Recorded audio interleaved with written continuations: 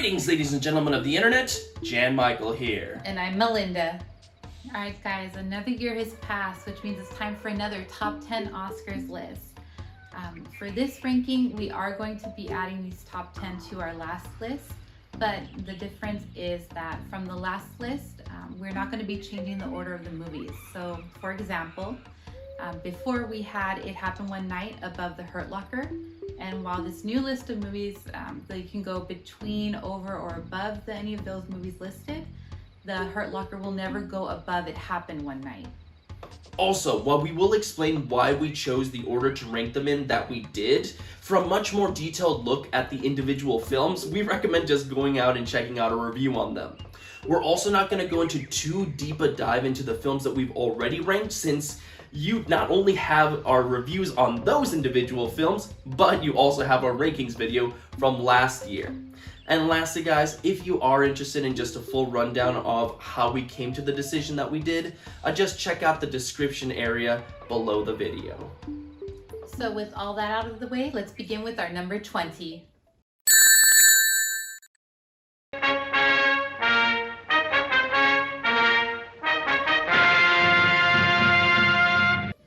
Cavalcade is the very definition of a film that has not aged well.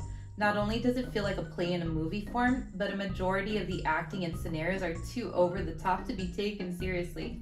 A majority of the characters don't even get enough screen time to make a real impact. So by the time they're killed off, you don't even feel one way about it.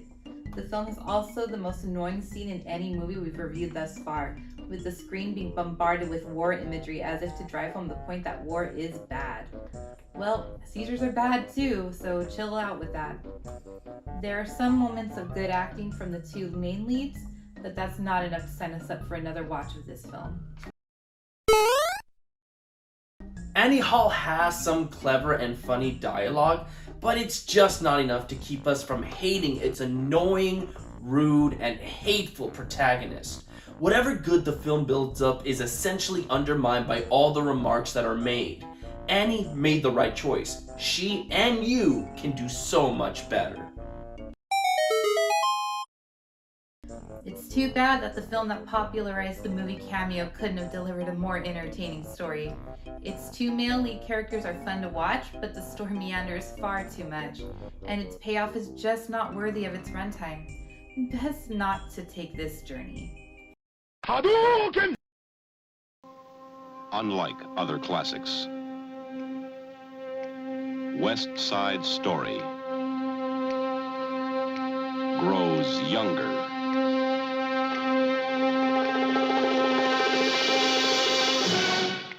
In many ways, I can see why West Side Story was such a success. It delivered a unique way of telling us a tale we've heard a million times before. The characters are energetic, the music can be catchy, and it tries to tear down racial tensions by showing the tragedy of what can occur if you let hate run rampant. But for all the good it tries to do, there are too many ways in which the film is hurtful. You have stereotypes in brown makeup, despite the fact that some of the actors were actually Puerto Rican. You have a rape scene that destroys any goodwill that the characters had built up, and I'll say it, I don't think the dancing style is powerful enough to carry the film. At least, not anymore. Obviously, that's more of a personal feeling, but that's just the tune we dance to now. Marty might have had something special, if it hadn't had such an abrupt ending. Because of this, story threads are left unanswered, and characters don't get their final happy moments, which this movie definitely needed. Just like a bad date, you can't help but feel disappointed. Get over here! Just hear that you've been decorated, and they sent you here to be posted. Actually, sir, I'm here at my own request. Why? I've always wanted to see the frontier. Do you want to see the frontier? Yes, sir.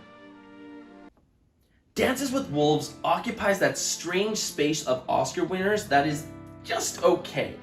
You most likely won't remember the full product, but there are definitely snippets that will stick with you. We do like how it tries to be respectful to a people that have seen their culture and way of living being destroyed. But the movie also seems to be afraid to push things a little further. Its inclusion of Mary McDonnell as the love interest that was raised by the Native Americans seems like a way to circumnavigate having an actual Native American love interest. And while Graham Greene and Rodney Grant are great, I wish we could have seen more of the culture instead of meandering too long in the beginning. Also, Kevin Costner just feels like the blandest person for this type of role, and his character is practically a blank slate, which again, feels like the film's way to not push things too far. More dancing was definitely needed with these wolves. Like its protagonist, we do see moments of greatness in the film, including a great performance by Russell Crowe himself. But also like its protagonist, it loses its way too much, and we end up getting the product that is way more watered down version of what it could have been. More thought should have been put into this product. We do feel bad that Shakespeare in Love will always automatically fall into the worst of list just because it was chosen over its much more impactful competition. But there just isn't enough here to warrant the defense. Can it be fun? Sure. Are there some good performances in it? Of course. But this Court of Gestures needed another draft before making it on stage. I don't believe it. The whole city is talking. You hear it all over. What a story. What a scandal. To say we were split on Amadeus would be an understatement. While Jan had it higher and I had it lower, we ultimately decided to place it somewhere in the middle of the list. I mention this because your train of thought of the film may differ like ours. I personally thought the acting, with the exception of F. Murray Abraham, was terrible, while Jan saw greatness with the other performances as well. I did not like how messy the film came off, especially during the extended looks at the stage productions, but Jan found the silliness of the product to give it a unique feel. Whatever the actual truth may be, just know that the movie may be music to your ears or just a cacophony of nonsense. Or would you like to swing on a star, carry moonbeams home in a jar, and be better off than you are? Or would you rather be a mule?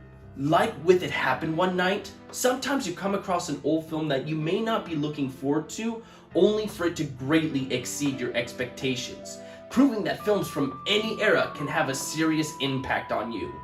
Going My Way is another one of those films, carried by its endearing leading man Bing Crosby and a sweet performance by Barry Fitzgerald.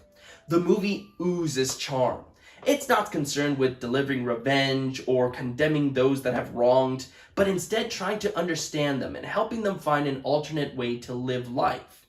The movie does come off as a bit too innocent and naive because of it, but leaves you with a good feeling that we would not replace. We definitely want to go this movie's way. Another visually pleasing film from Guillermo del Toro, proving that the man has an eye for aesthetics. But while the atmosphere and production are fantastic, the story somewhat underwhelms. Luckily, there's enough there to make for a unique watching experience, making this a glass half full type of film.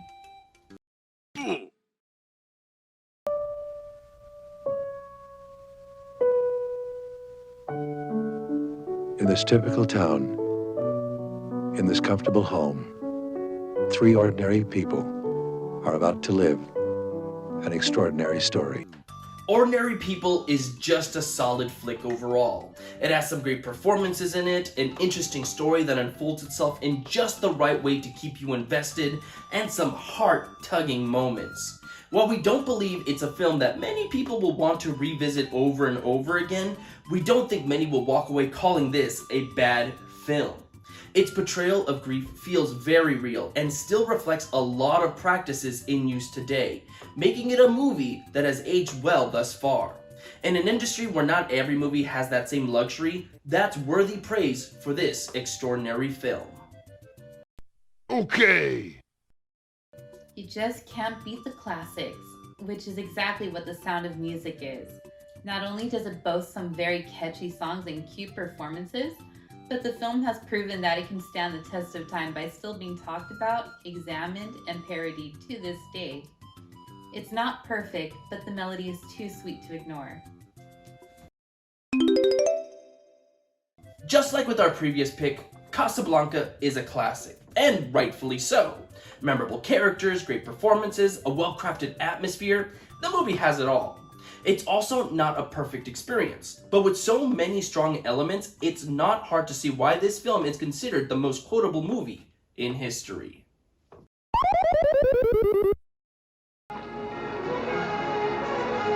Yes, the spectacle, the color, the excitement, the human drama of Ben-Hur has swept the world. Ben-Hur is many things to many people.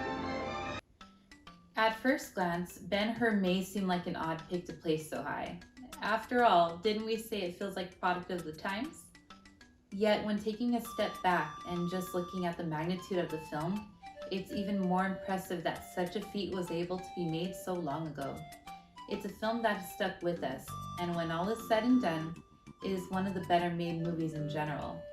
Apart from one or two faults, we can't say many negative things about the movie.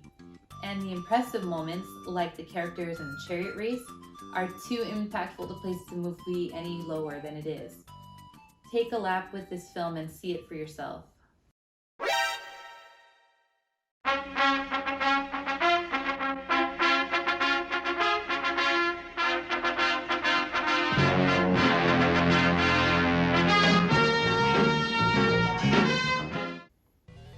There's not many Best Picture Oscar winners that have been able to create a franchise like Rocky has, which is what makes this such a fantastic film. The fact that it still can get people motivated and excited. You also have Sylvester Stallone, who absolutely knocks it out of the park with his character and story. Are there some slight moments of unease? Sure, but at the end of the day, you can't help but think back on the good times the movie had and how much it affected you. While its sequels have ranged from goofy to fantastic as well, the fact that they're still being taken as seriously as they are and still making a splash at the Oscars goes to show there's a reason this movie is the champ. The Hurt Locker is one of the tensest films we've reviewed, and even with some time having passed, we still look back on the moments that kept us on the edge of our seat. A horrific look at war, this film feels like an important one to watch, despite some obvious Hollywoodization. Go and see why this film is such a blast. Whoa! Would you like a chocolate? Oh, thank you. It's funny what a young man recollects. You're the same as everybody else. You are no different. Your boy's different. Yes, we know. Forrest Gump this high up? What the hell are we thinking? And, well, quite honestly, we think that this film is almost impossible to hate. Yes, you can definitely try, as we've shown in our review, but there's just something so satisfying about a movie that can just make you smile and warm your heart at the end of the day. We don't think every film needs to be completely torn apart and analyzed until it becomes something else completely.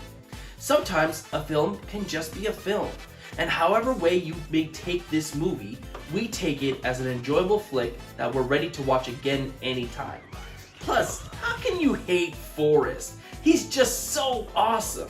Keep on running from that hate, Forrest.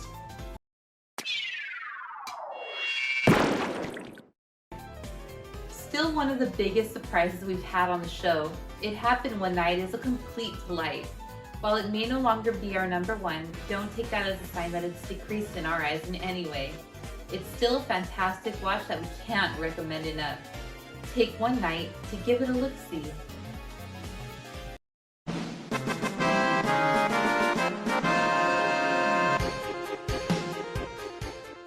I'd make sure it's known the company's in business. I'd see that it had a certain panache. That's what I'm good at. Not the work, not the work. The presentation. Kielbasa sausage, cheeses, beluga caviar. And of course, who could live without German cigarettes? Get as many as you can find. There's just no way that we could not put Schindler's List anywhere but number one. The impact that the film has had is immeasurable. Not only is it a highly well-made movie with brilliant performances, heart-wrenching scenes, unforgettable moments, both good and bad, and with a score that haunts the film perfectly, but this is one of the few films on this list thus far that we can honestly say is important. This is an important film that needs to be watched. It needs to be shown and studied and used as an example of how something like this should never ever come to pass again. It's hard to place anything over a movie such as this. Are we going to encounter others that we like more? Absolutely. Heck, there might be some on this list already. But if we're trying to have a proper ranking, we just can't justify this one sitting anywhere other than here. At least, for now. And there you have it, guys. 20 movies ranked thus far. We're not even at the halfway mark yet, so we hope you continue to follow us on our journey of reviewing and ranking all of these films. And as always, stay safe and have a good one.